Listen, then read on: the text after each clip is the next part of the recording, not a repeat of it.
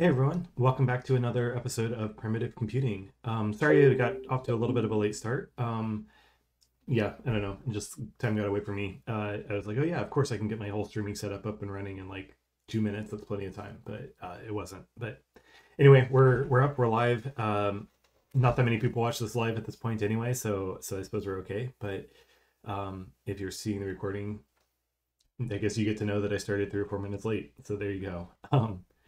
Anyway, so tonight, it was kind of interesting. Like the last few weeks, I feel like I've been working. We spent a couple of weeks doing Pong. It's been a couple of weeks working towards doing a prefix arithmetic calculator, and then this week I was not really. I had to think for a while for what I wanted to do next, and because in some ways there's a lot of choices that we could do, and in some ways I don't know. It's like the prefix arithmetic calculator is sort of this neat contained thing, and I think anything we do tonight's going to leave it more unfinished, which is going to make me a little bit sad. But that's how you make progress: is you things have to get sort of broken first, and then get back to a working state. So we should leave things at a reasonably working state tonight. I don't think I'm going to leave this just totally broken, but it's still something that will I don't know, it'll be different than it was. So to kind of review from last week, what we did was well, let me pull up some code here. So here's our boot sector file. It's really simple. Actually, we just print out a hello world message, and then we load one sector off of the disk. I can't believe that's all we're doing right now is one sector, but we are. And then I've got a couple of like test expressions here and some code. Or anyway, we call compute and do whatever. Compute a bunch of arithmetic expressions and then print them out. And then for our functions, I've actually started breaking these out into separate files just because this was getting kind of long. These are short functions in like a higher level language. Actually, this one's short even in a lower level language, but well, there we go. But they take a lot longer in assembler language. And so it was getting kind of unwieldy scrolling up and down all the time. And so this way we can break things up a bit. And anyway, I find that much more easy to navigate. So yeah, so here's our prefix arithmetic expression calculator. Here's the expressions that we have. And then the calculator itself is over here. Most of the work is actually done by this call to get tokens. So I'll go to that in a second. But you know, basically what we do is we get a token, we check if it's the add token, we check if it's the multiply token, and then anyway, so if it's an add token, we add this value together and then we say exit. If it's a multiply token, then we do this multiply, and then we return the answer. And then for each of these, to get the arguments, we call compute, which gives us a evaluates the sub-expression and gives you a value. And so for something like this, we would go through here, and let me just trace this biggest example here. We would see that we got a multiply token. So then we'd call compute. And so that's gonna go back into the same thing, get another token, and then check what it is. So in this case, it's a plus. We call compute again, and then we check the next token will be a number.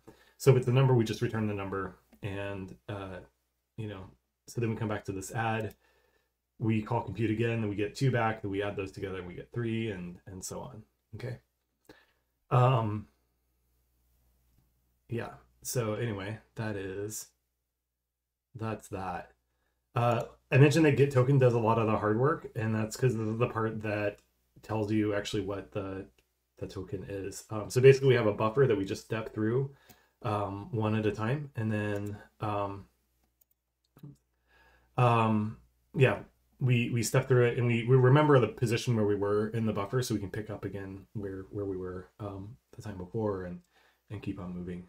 So numbers that's really where most of the complexity is here, is in this. So basically we read it character by character. Each time we read in a number, we multiply our accumulator by 10. So that's AX, then we add in the digit that we just read. So if we read, like, 19, the first digit would be 1, so we read 1, and our accumulator just has 1, then we multiply by 10, so that means the accumulator holds 10, and we add 9 to that again, and we get 19. And that's how we read the numbers. So yeah, anyway, that's what we did last week. We did get token and compute, and that worked. So here we are. So I think where I hope we get tonight is that we can add an if expression. And so let me write out it. Well, actually, let me go back to my notes so we can talk about. So this is March 7th because last week was March 0, and so our goal is just going to be add support for if expressions.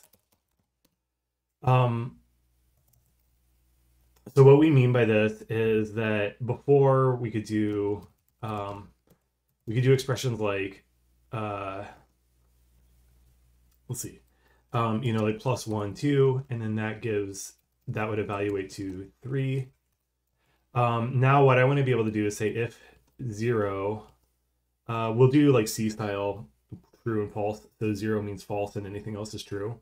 So we say if 0, 1, 2, this would evaluate to 2 because 0 we said is false, and so we return the value of the second sub expression. And then we can have like if, and we can nest this. We can say like if plus 1, 2, then we 3, 4. This would evaluate to, so this would be if plus 1, 2 gives you 3. So 3 is not 0, so we'd return the first thing, which is 3. So this returns 3 in this case. Okay. And then we can of course nest these, which will look a little bit weird, but we can do like times if 0, 1, 2, if 1, 2, 3. So in this case, if 1, 2, 3 would turn into 3, if 0, 1, 2 would turn into 2, so this should evaluate to 6. Okay. Yeah, so that's the goal. So I'm going to take a little bit of a detour first. The first thing I want to do is I want to refactor. I feel like that's always a good thing to do when you come back to some code, is to refactor it a little bit and make it a little bit cleaner. Otherwise, it just gets really kind of messy and out of control. So one thing I would like to do is to be able to go through all of these test cases and just be able to run them, like boot it up and have it run through each of the test cases. Because what that will do is tell us if we that's how we make sure that we don't break anything. We can keep adding test cases. When you're programming in a higher level language, it's usually a good idea to have unit test. Basically, we're going to add a really simple unit testing framework, and that'll just, I think, make it easier to scale as we keep adding more and more things to this. So that's the thing. Refactor, build, test. I don't know, harness framework, whatever, tests. I'm just going to call them tests. One thing we're going to need now is, so we have this new kind of token if, and this is going to be, so this is 2 characters. All the other things that we look at so far have been 1. So we're going to want a way to match, variable width tokens. Okay. So, I'm going to pull that into a subroutine basically. So, factor out, and it's not really factoring it out because we haven't written this yet, but so we need to write a string compare function, because that will make matching each of these tokens much, much easier. Okay. We could probably even build a table, which would save us even more code that we have to write. And then finally, we'll add the if evaluation. I'm going to add like kind of a sub goal under there, which is that we're going to want a way to evaluate without, or to read an expression without evaluating. And that's because if really should only evaluate one of its arms or the others. In this case, that's not really, it doesn't really matter because all of our expressions are pure functions. But in case they aren't, we want to let's see. In case we don't have pure functions, we want to be able to we don't want to have the side effects from both of them. Okay, so like if we had like mutation, or we had assignment, we had probably pretty soon I'm going to add peeking and poking, so reading and writing to random blobs of memory or bits of memory. And excuse me. Anyway, and so once we have that, we definitely want to make sure that our code is not whatever. We're not running code in both branches and only returning one value, because then we would get the side effects from both cases. So anyway, so we want to add a way to read without evaluation. Okay, does that make sense? Anyway, so that's kind of our plan for tonight. As I look at it here, this seems kind of big, but we'll see how it goes. Let's take a look at our sizes here. Oh yeah, let me see where we are, what branch we're on. I always forget to make a new branch here, so this is going to be, oh no, I did it last week because I was like, hey, I always forget to make a branch. So we have our new episode 6 branch, which is good because I'll put up a pull request so you can see just the changes that we made tonight. So there we go. Let's start on building our test. So the idea for our test is I want to have a input and an expected output. And then the idea is we can just read through all of these, run through this whole list of tests, and then, that's that. So basically have a loop over each of the tests and run each one of them. So the first thing we should do is make sure that, make sure this still runs. It does. We got 21, which is our test case 4, which is indeed the test case we said to do. So that is great. That still runs, and then let's remember how to boot that as cool. And that's how we build it. So let's still remember how to do all that. And there we go. I think we're ready to get started. Let me remove these 2 lines. I don't think they actually do anything. Let's try it out and make sure. Also, if anyone who watches this knows how to make it so that QEMU always opens up on my secondary monitor, basically I use my secondary monitor for all my code, and that's what I'm showing to you. But then my primary monitor I have down here just for me to see. But unfortunately, QEMU always opens on the primary monitor, and then I have to drag it up there. So if anyone knows how to change that, let me know. I've done some searches for it, but I haven't found it. So, whatever. But this will work for now. Yeah, so that's still working. Our data segment and our code segment are the same. This may not stay this way for long as we start having bigger programs that we're interpreting and we start getting heap allocation and a bunch of other stuff. I think I'm going to try to start splitting stuff up into different segments. That'll make it easier for us to access more memory too as we get too big. Oh yeah, the thing I was going to look at also was how are we doing on size? Okay, boot is 786. When we get to 1024, we need to work on our boot sector and make it load more things, more sectors. That's the word. Okay. A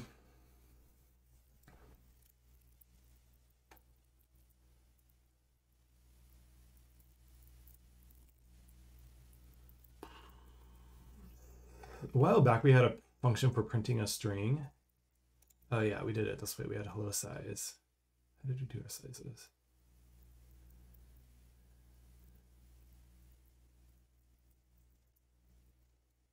Okay, cool.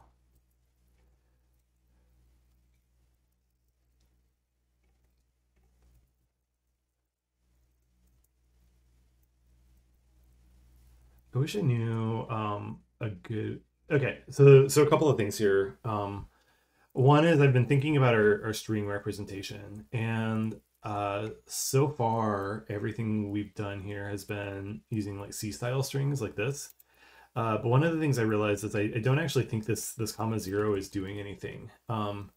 So far, we assume all of our expressions are well formed and we read exactly one of them, and so we should never go past the end of this anyway. We don't have a check for a null character at all. So I think if I just remove this, um, we whoops. Okay, so we had our boot sector before was 786 bytes. If I rebuild this now, and we go see what we're at now, we had 779. So we saved a few bytes off of this. That's, I think, not going to be significant. It's going to give us a couple of more instructions, but actually we're going to waste way more bytes anyway.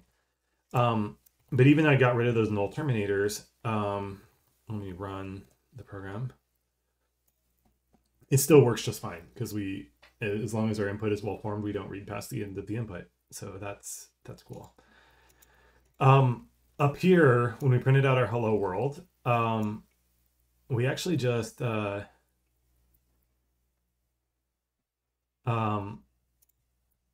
the function we used to print it needed the size to it, and so that's why we have our size separately. So I think rather than using C style strings, I'm going to do something more like the Rust language does, and we're going to start using the fat pointers. So fat pointers are basically going to be two things. They have a okay, so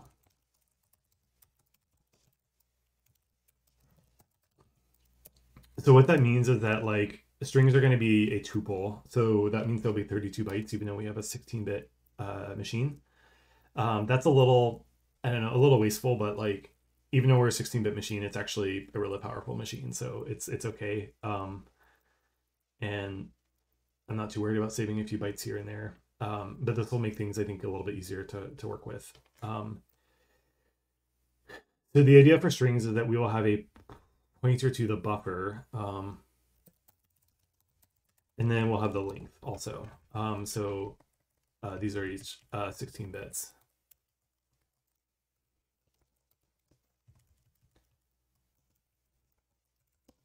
Okay. I think that's how we're going to start working with strings from now on. For the most part, I'm not going to change the code we wrote before, but just from now on, I think that's how I'm going to represent them, at least for a little while. And this gives us some nice properties because it also makes it easier to do things like substrings.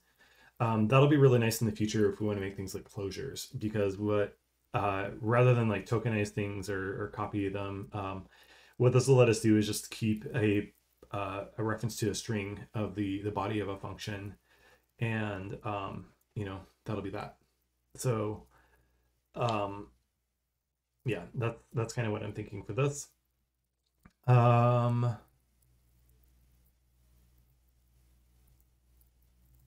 Yeah. So there we go. The other thing we'll need then is we want to talk about how we're going to test case representation. So this is going to be like a tuple of a input expression as a string and expected value as 16-bit int. Okay, so I'm sort of like writing a like almost like type annotations in a weird way, even though we don't have a type checker in here. This will make things easier as we go. One, I think that like good in general, programmers have some kind of a type system in their mind, and having that in mind, I think, can help you. Basically, it's an extra convention to help keep you from writing bad code or to remember how to write good code. So even though we don't have like types, we don't really even have dynamic types in assembly language. It'll just do whatever you tell it to do. There's no way really to get type errors. We still want to have a sort of type system in mind that'll just kind of help us organize our code.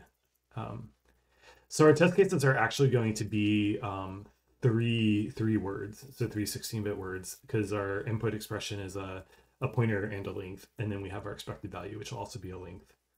I suppose if I wanted to, I could pad this out to 64 bytes, or 64 bits, but I don't know that I see a lot of value in it, so they'll just be 48 instead. Especially because we're in 16-bit mode, so 32 bits versus 16 bits shouldn't matter a whole lot. And then the other thing we need to do is we'll just have like an empty test case, which will be, I guess, if our pointer is null, then I think that's what we'll do. That's how I'll represent it. So cool. So what we need to do here is whoops. Oh yeah, so did DW $ minus the thing.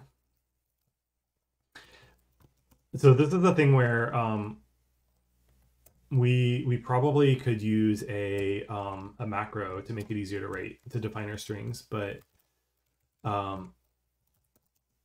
you know, this is I don't know, I don't really want to figure out how to do macros. So we'll just manually write all of this. So basically I'm telling the assembler to compute all of our strings or our string lengths for us. And then we will just whoops. We'll put these in a table, and that'll become our set of test cases. Oops, test case 1. You know what? Let me whoa. Let me do some like magic with multiple cursors here. Okay, so what I want to do is, I think, yeah, there we go.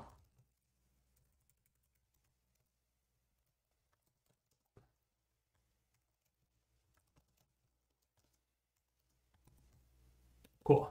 That saved a lot more time using multiple cursors, which is kind of a fun thing to do. Now we can write our test cases.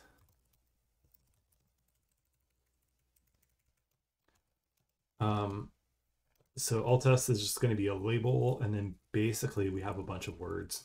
So this will be DW test token 1, test token 1 length, and we need the expected string. So test token 1 should give you back a 1.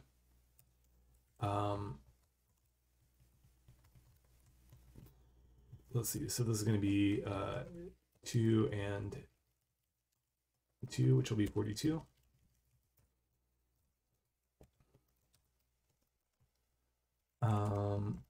Test token 3.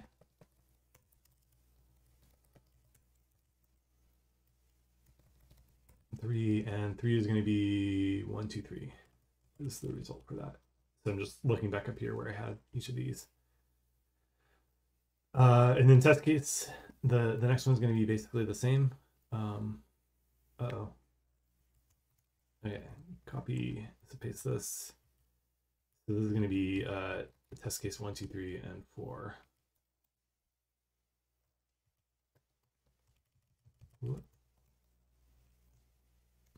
This is weird. Some of my key shortcuts aren't working, so I don't know what's up with that. But, okay, test case 1 is supposed to give us back 3.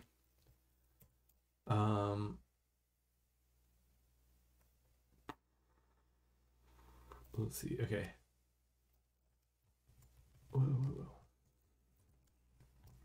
Okay, so test case 2, and then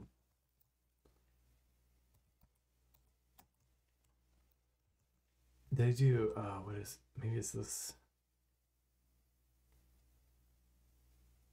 There we go. That's what I did wrong. Somehow I turned on match whole word, which sometimes is really nice actually. Like apparently that's just the keystroke to do that. So anyway, I should remember that because that's going to come in useful sometimes. Anyway, cool. So test case 2 is going to be this is supposed to return 6, and then test case 3 and 4. So 3 and I'm go ahead and do 4 also while I'm in the mindset for that.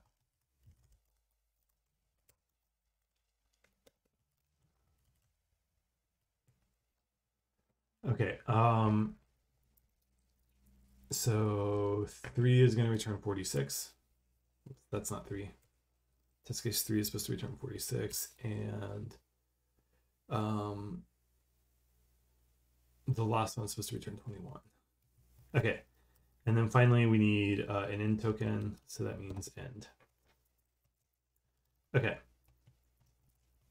cool. So now we've got our data on there, and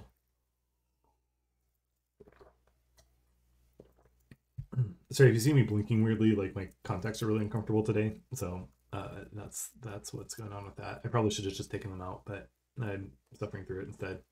But anyway, so here we go.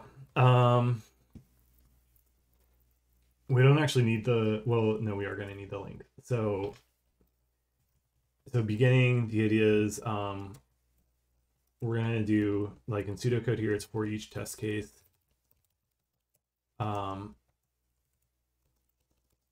Print test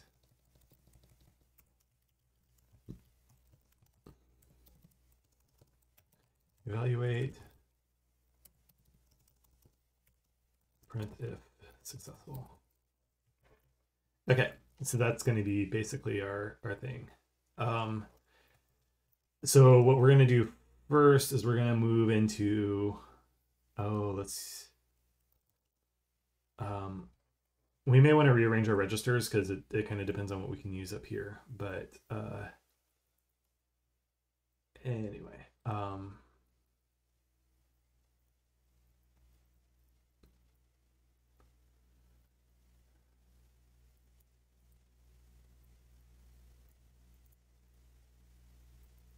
let's use DX. It looks like that. Yeah, we're not going to use DX, it looks like, for printing stuff out. So let's use DX for our all tests. So we'll move into DX all test. So then the first thing we do is let's load our. Okay, I'm going to put boot.asm over here too. So I can look at both of these sections at the same time. Okay. So we all test cases, and then we're going to do a let's see. So we'll have a loop here that says done. Actually, we just have a empty loop here. So yeah, let's call it empty loop. So then down at the bottom, we have a jump to empty loop. Okay, cool. So let's see. To print the string, we need that to be in to BP. So we'll move into BP DX. Okay, and then we're gonna compare BP with actually let's use test BP. I think I did, yeah, I'm like blanking on how to do a comparison here to test against 0. We could also just compare with 0, honestly, you know.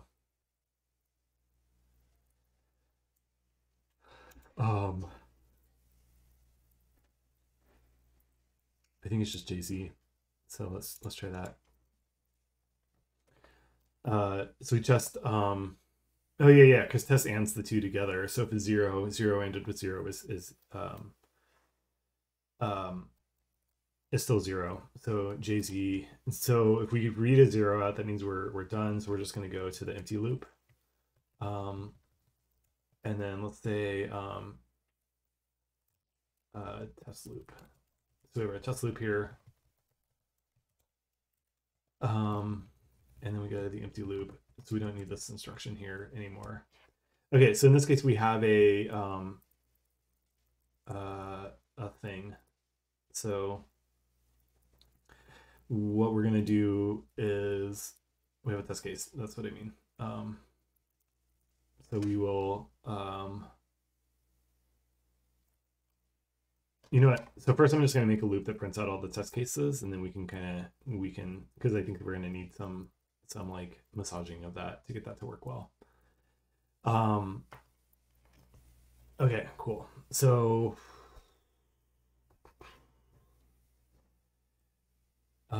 we move into CX DX plus 2. And then we move into, okay, so let's see that over here when we're doing our printout. CX BP. Okay. Up here we're gonna set up our, actually our prints already all been set up from running the boot sector, so I don't think we need to worry about well, okay, we do need to get the cursor positioned. So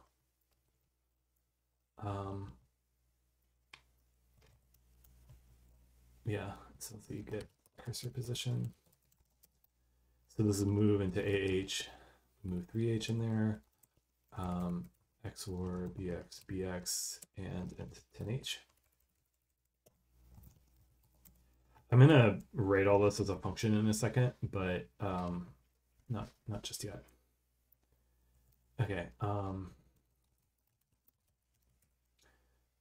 So we move into AH 13H, move into AL 1, move to BL 7H, and then there's a CX. We've got our BP loaded up there, so I think we're good there, and we should just be able to do int 10H. Now let's do so we advance to the next test case. So for this, we add to DX 6. So it's because it's 2 bytes times 3 for each one, and then we go back up to the test loop. Okay, so what this should do is, okay, so this is just dead code. We're not doing anything with that, but we'll use it later. This should basically iterate through all of our tests and print out each of them. Now you may notice that I don't have any spaces, so I don't have any or any new lines or anything. So probably this is just going to print everything on like one big long line. But the key thing I'm looking for here is I want to see whether we're seeing all the code that we're supposed to see. So let's try this out. Oh, bunch of errors here.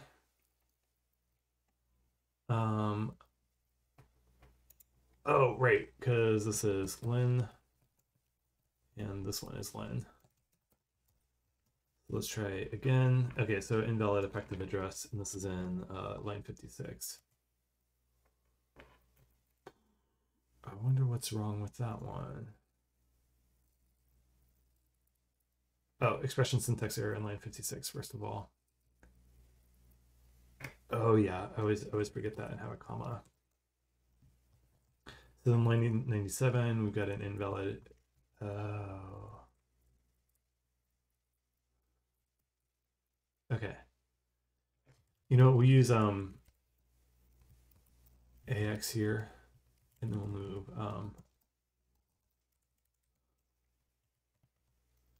test AX, and then here we move AX, or we move into BP AX. See if that works. Nope.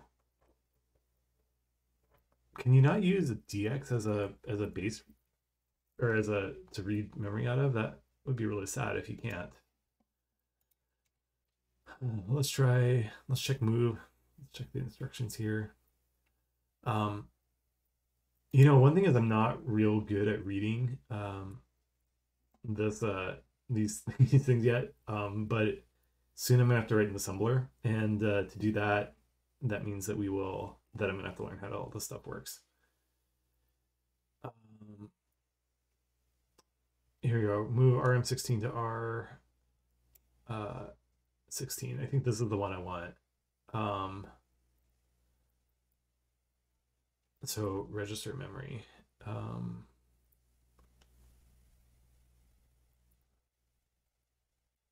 Wow, that's like not very. Man, there should be some more spaces in there, but there's not. Anyway.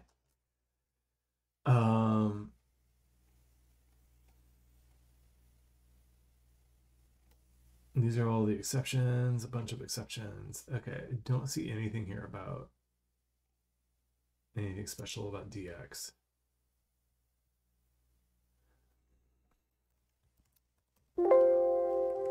Yeah, DX doesn't show up in there at all.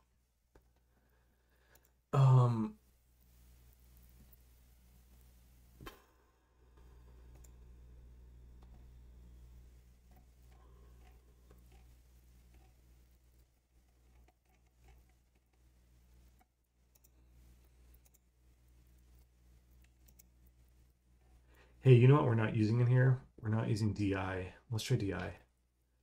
That always seems like a good one. Okay, we don't want to change that one.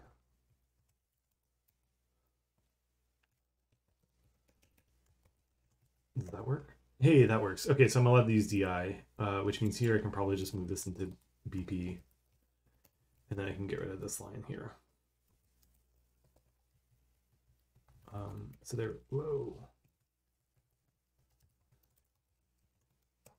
Yeah, okay. Cool. So I compiled that. Let's try running it. And I get a big blank screen.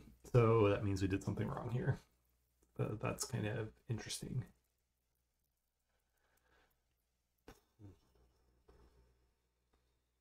One question is whether something overwrites DI. That would be sad if it does. What is this? Interrupt. Which the interrupt we're using? Oh, 10. Yeah, we're using it 10H twice. So let's make sure that DI doesn't.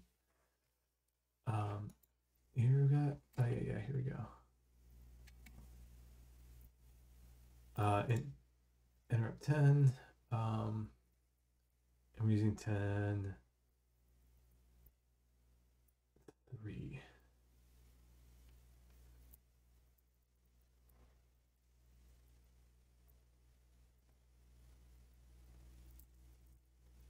This doesn't look right.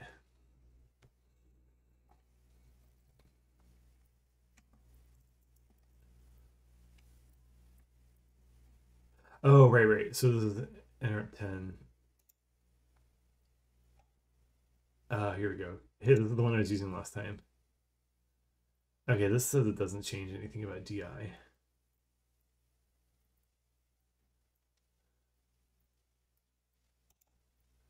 And that's good because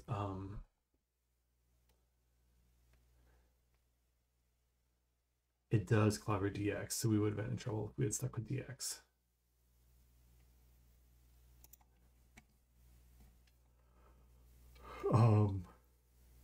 Let's see, the other one we use is 13H.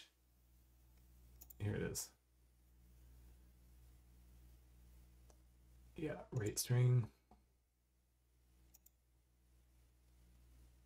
Oh, I don't think my extra segment's pointing to the right spot. So, yeah, in fact, I know I'm almost certain it's not. So, let's move into AXDS. Whoops, our data segment. And then we'll move into ES AX. Let's try that. Oh, the other thing to do is make sure this actually still fits. Okay, we're at 872, so we're still okay. It's kind of amazing how much you can do in like 1 or 2 bytes, you know? Nope. Interesting.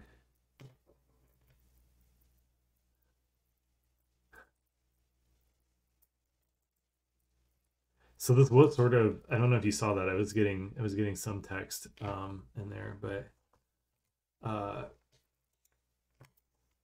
yeah, it's not working right. So interesting.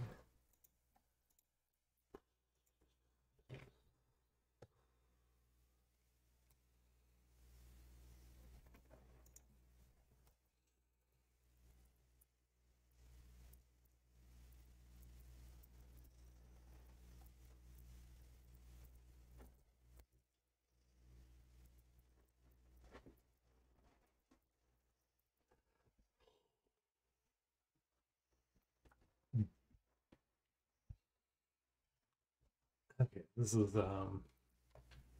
interesting. Or it's not actually interesting, but it's not working, and that's the interesting part. Hmm.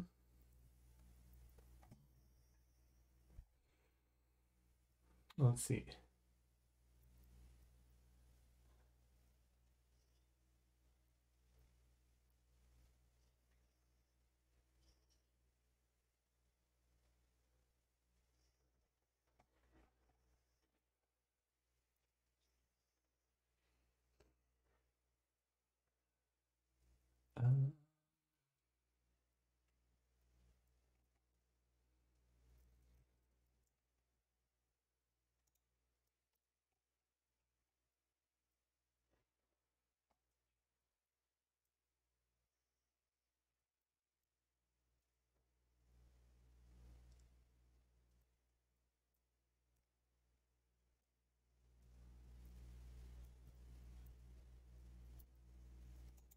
Uh, okay, so CX is that, and then BP.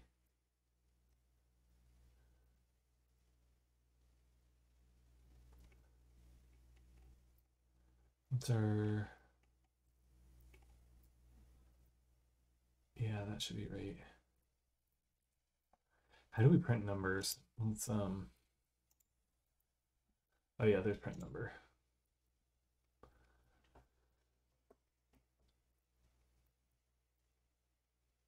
Oh yeah, here I just wrote.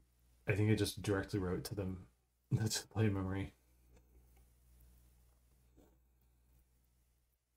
Pretty much. I also update the cursor there. Oh no no, I actually called the thing to print it out. So there we go. Yeah, and I get the cursor position. Um,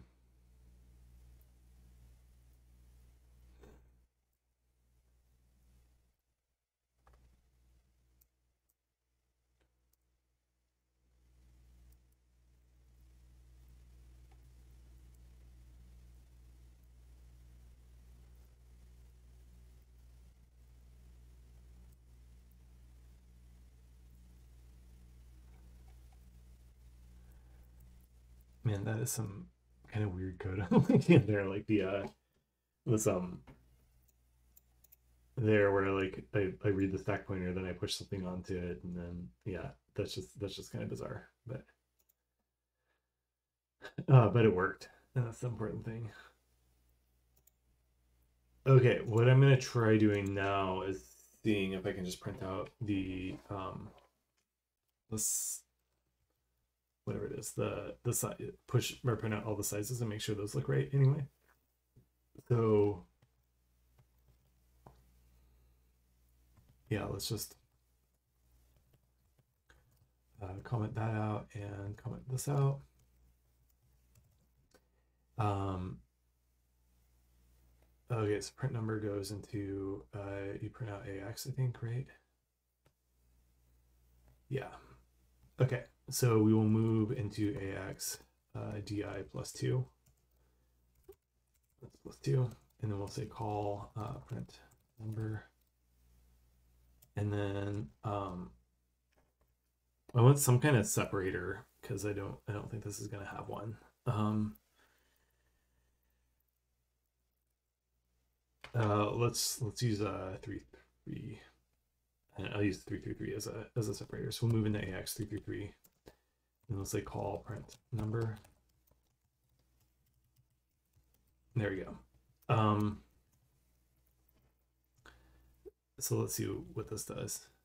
So we NASM, then we run it. We get this like nice big string of numbers, which is interesting. Well, that's why everything was going wrong, because our numbers here are wrong. But the question's why.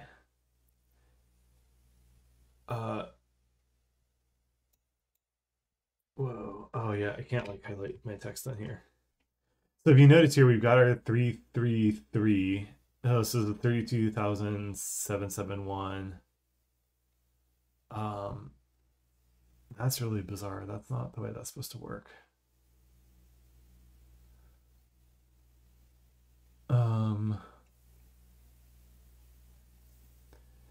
Yeah, that's let me see what this actually is. So let's see. 32 768 minus 1 is -3. Yeah, so sizes here are all like negative instead of positive. And did I just like do this completely backwards somehow?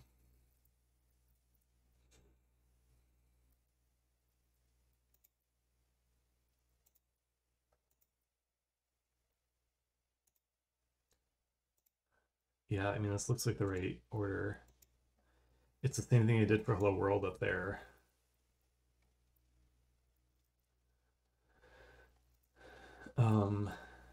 Interesting. Okay, let me make sure that the numbers for the test cases worked. We'll share that first. So this time we're going to do di plus 4. We'll compile, run it. Okay, so this looks a lot better. So our answers are 1, 3, 3, 3, 3, which is our separator, or 3, 3, 3, I mean. So then 42, 3, 3, 3. Then 1, 2, 3, and then 3, 3, 3. Oh, okay, then we have 3 followed by 3, 3, 3, then 6 followed by 3, 3, 3. Then 46 followed by 3, 3, 3, then 21 followed by 3, 3, 3. Okay, so that's looking good. Printing out the actual numbers is fine. So we got to figure out why our links are all backwards. I'm going to change this to +2 instead.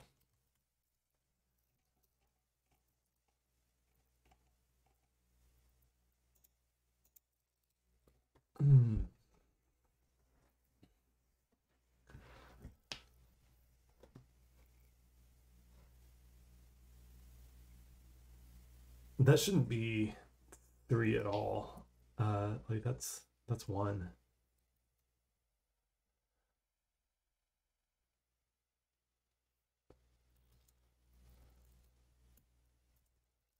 That's really weird. Oh, this might be a time for the NASM instructions.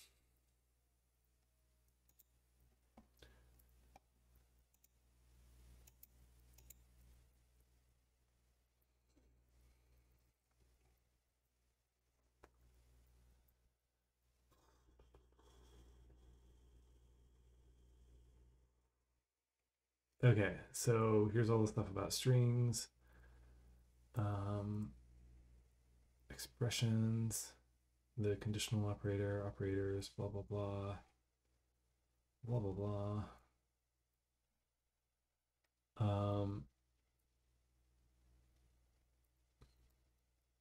Yeah, unary operators,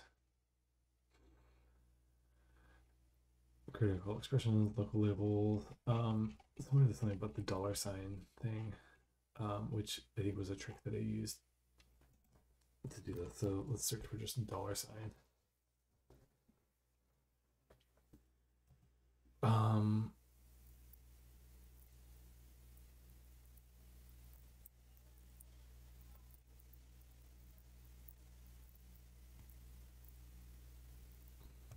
Okay. That's stuff you can do with a dollar sign, dollar sign.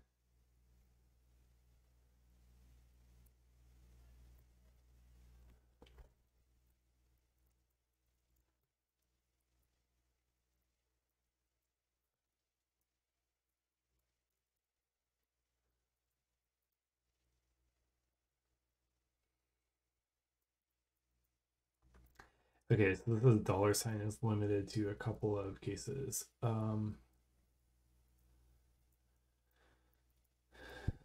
So let's see. So dollar means current address, and you can only use it in a D statement in a couple of cases. So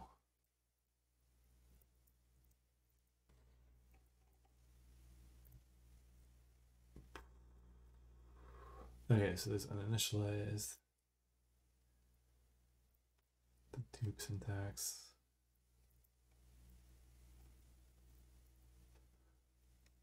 Okay, let's keep going. Maybe there's a little more on here.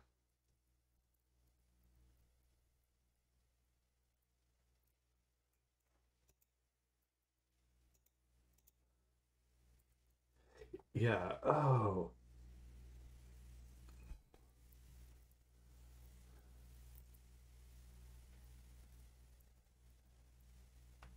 Oh, okay. This needs to be an EQ instead of a DW. Maybe that's the problem. Okay, so let's for each of these, let's change this to an EQ. I bet that's it. I bet I needed to do an extra dereference. Okay, here we go. So we have our first one's 1 string long. The next one is 2. The next one's 8 because I added a bunch of space in there. Then there's 5. That looks right. Okay, so I think this is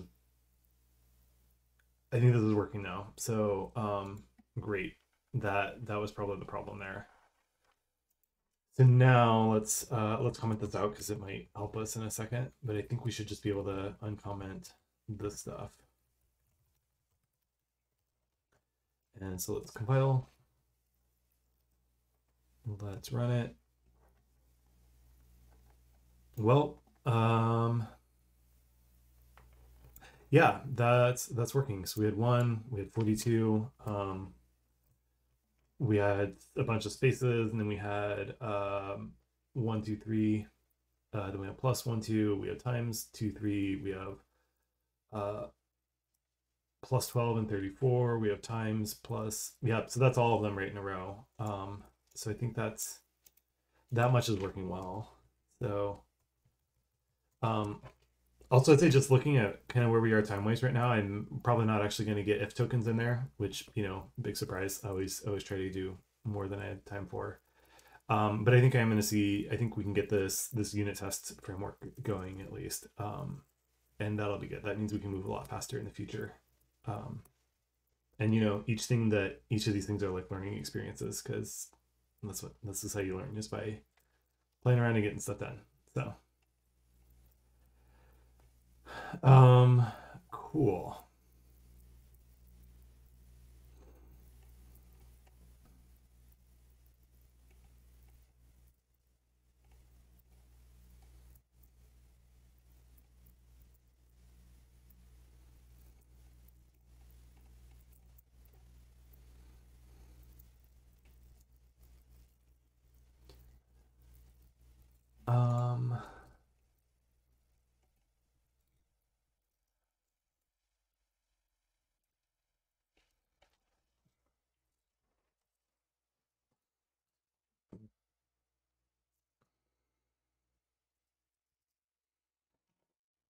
Okay, sorry, I'm like thinking. I need to think out loud more. That'll make this more interesting.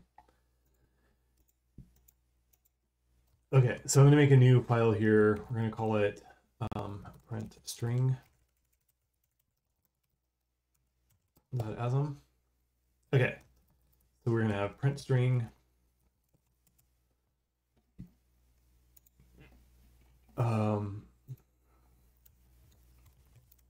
So here we go. So we just print a string at the current cursor position, and advances the cursor, but I didn't say that for the other one. So here we go. Arguments. So AX is going to have a pointer to the string. And so data comma length. We're going to start doing like way more indirection, I think, by doing this, but it'll save us some effort. Anyway, so there we go. So here we go. So we print string. We're gonna have to like remember to push a bunch of registers and stuff like that, but oh well. The first thing we do is we want to get the cursor position. That's not actually the first thing we want to do, but it's the first thing that we are going to do. And then let's see. Okay, so we want to AX we can clobber because that's the argument. No, we don't really want to clobber AX. So we're going to push AX. Let's push DI. And then we have exit.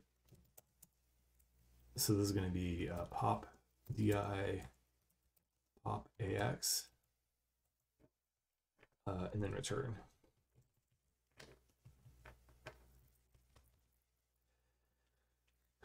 We want to push DX or BX, I mean.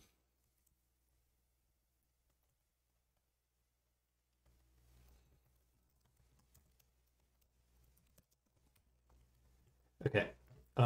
So there we go. We get the cursor position. Oh, that also clobbers the DX.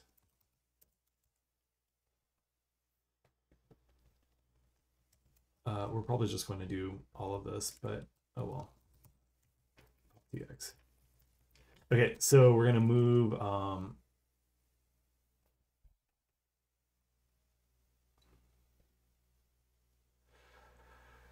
okay, we will move into CX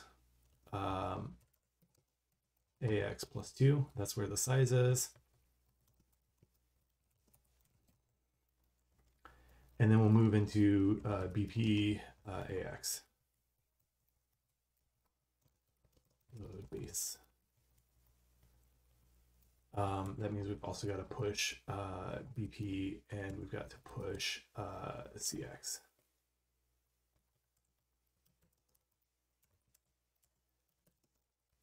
Okay. The other thing we want to do is we want to make sure the ES points in the right spot. So we'll push ES and pop ES.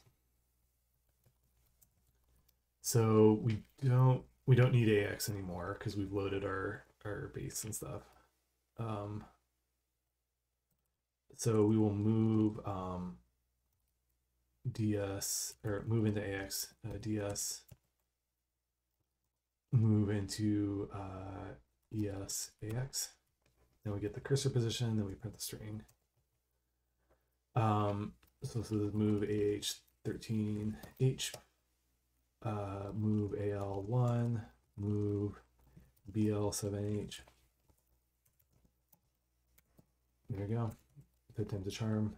We already loaded our size. Wait.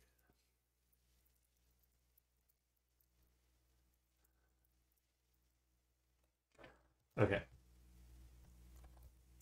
Let's move into ZIAX.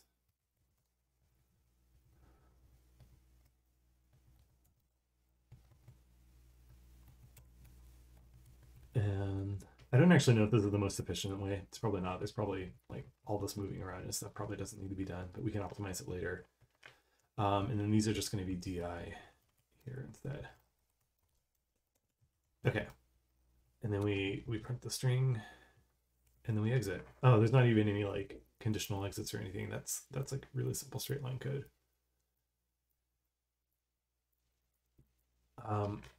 Oops, not mob, move. And then we need to actually remember to call the interrupt.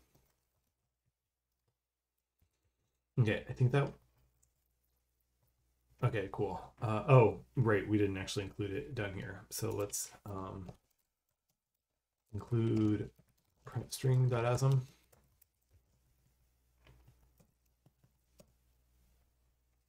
Cool. I don't know why I ran that. I didn't actually make any changes to the code, but there we go. Okay. So now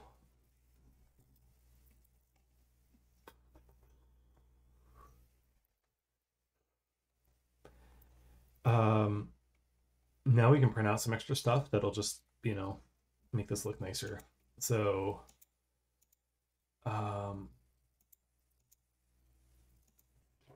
the first thing I want to do here is I want to say we don't need to do any of this. We can just say we want to move. You know what? If I just use di as the first argument, let's do that.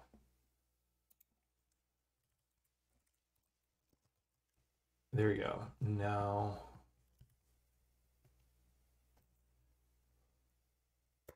we don't need to do that. I don't love this because it means we're not having a consistent calling convention, but it does save us a few instructions. And since we're doing everything manually here anyway so far, I think we're okay. So yeah, we'll just do that. Let's see. So to print our test cases, we've oh.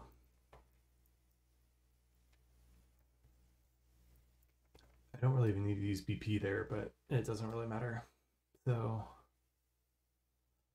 I think I just say call print string. If I do this, this should give us the same behavior that we had before. So let's see if that's actually what happens. And it is. So yeah, that's good. No. I want this to be AX because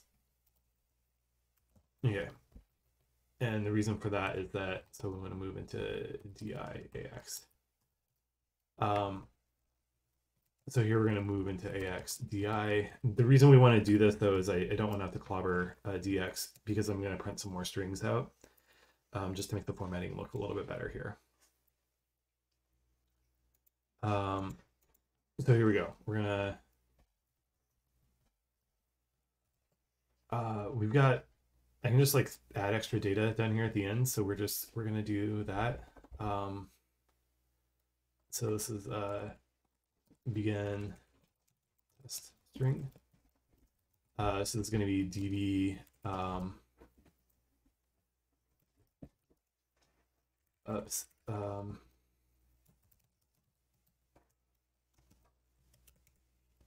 Hopefully that works.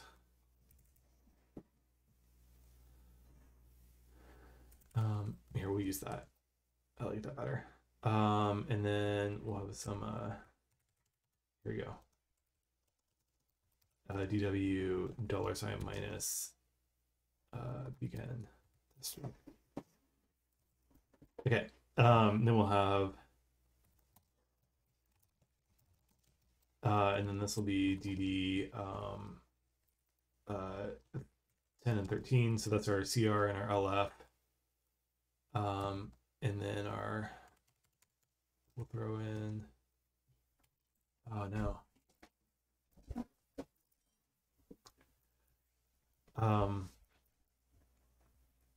Anyway, we will throw in, okay, I thought this was gonna be really cool. I could just like put it all like nice and line like this, but it's not actually gonna work. So yeah, that's annoying.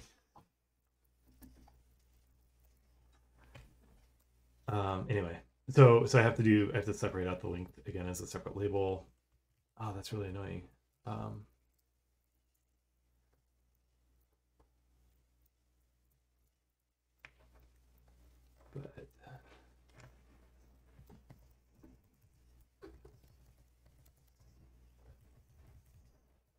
okay, yeah, I really should figure out how to do macros for this, but oh well. So this is our begin test string length, and then we have, so this is going to be the data And then so we have begin test string is going to be DW begin test string data begin test string length. And then we got to do the same thing down here. This is like harder than I thought it was going to be, but oh well. $sign minus end test string data, and whoops, I always want to put a comma there, and it doesn't actually belong there. So data and end string length. Okay, so now what I can do up here is I can say move into AX, begin test string, call print string, and then move into AX end test string, and call print string, and I made a mistake up there. So there we go. So we run it, and everything goes really wrong. So interesting.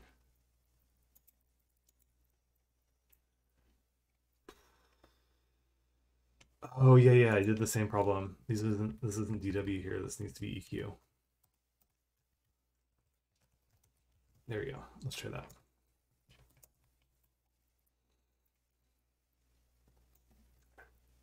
Cool. So that's much more readable. I do want to put a closing quote here. So let's see that.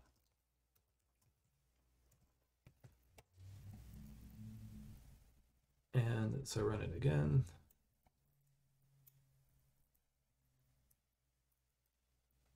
Cool. I'm going to add one. So I'm going to say that if you print out nothing, then that means it's good news. And then if it fails, it prints fail out at the end, mostly just because I'm tired of defining strings manually, because this is really like high overhead here. So this is failure string data. Just going to be, and then we want to do our 10 and 13 in there. And then we have a failure string length will be EQ dollar minus failure string data. And then failure string is like that. Okay, cool.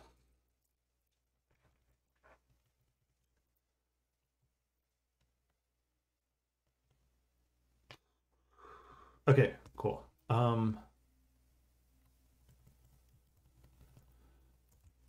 So we've got all our strings. Now we want to, there you go. So we print the string, print the end test case.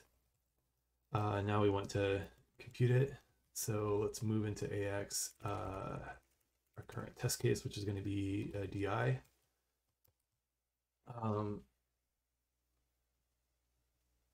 Oh, wait. We want to load DI from there to get our there. So we call token buffer, we call compute. So now AX is going to have the value of evaluating this expression. So we're going to compare AX with DI plus 4, because that'll be, this is compare the result with expected answer. And if they are equal, we go to, we jump to continue is what we'll call this. And this down here is going to be continue. If they're not equal, that means we got a failure. So we move into AX failure test string, or the failure string. And they say call print string.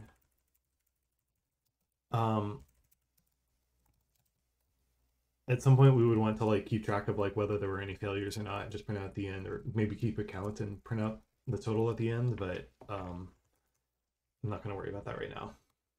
So let's compile. We get an issue in line 133. Oh, right. This is DW. There we go. Now we compile it, we run it. And that's interesting. So the output looks the way I want it to. It has each of the tests on there, the value of it, prints nothing if it succeeds, but it says test one fails actually, which it shouldn't. So that's really weird. I wonder why.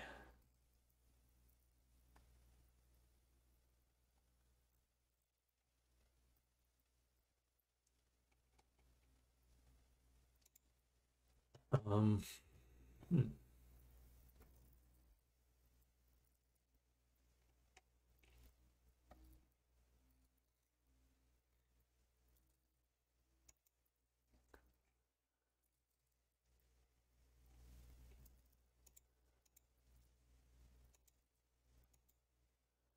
Okay. I think we fail. Okay, so fail's now going to be a. Or wait.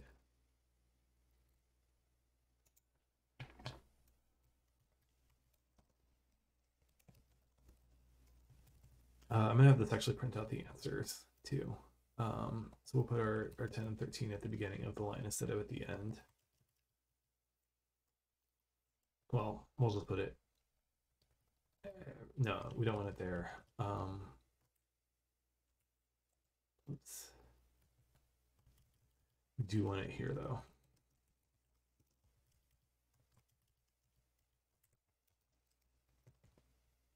Okay, so after we print our in test string,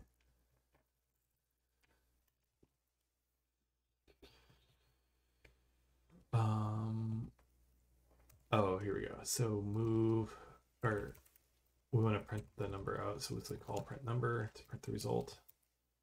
And then we'll compare and continue. So let's see what this looks like. Interesting.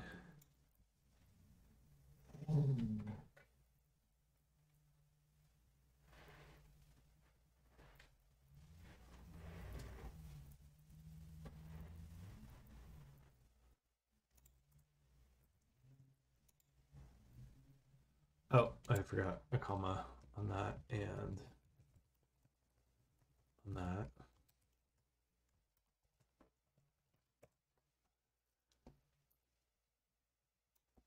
Well, interesting.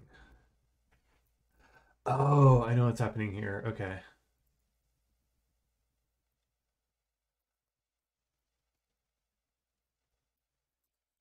Yeah, okay, so um it turns out those null terminators were actually doing something because if you have two string or two numbers right next to each other in memory, then that's you know there's no way for get token to separate those out from each other.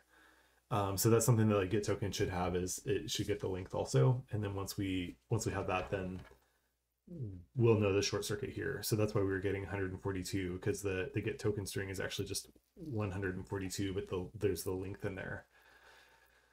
So I think a quick fix for this is just I'm going to go up to here and say, or where I define this one, I'm going to put a null terminator at the end of it, and that'll fix that problem. But it didn't. Oh, right, because I didn't actually put my zero on there. Or I think I did and then deleted it while I was trying to make everything look nice. So we'll run this again. And there we go. Now everything's passing again. And we also showed that the failure detection works, and not only does it work, it found an actual bug. So tests are doing what they're supposed to do. So there we go. We have a really simple test case system now. We didn't actually add any extra functionality, but the test cases, like we refactored a bunch of stuff. We changed the way that we deal with character strings, and in doing that, we introduced a bug and we caught it, and then I added a hack to fix the bug, but we'll fix it for real later. But anyway, I think that's about a good place to wrap this up. So thanks for watching, and I hope you learned something too. I know I learn something every week and enjoy doing this, but anyway, I will see you next time. Thanks a lot.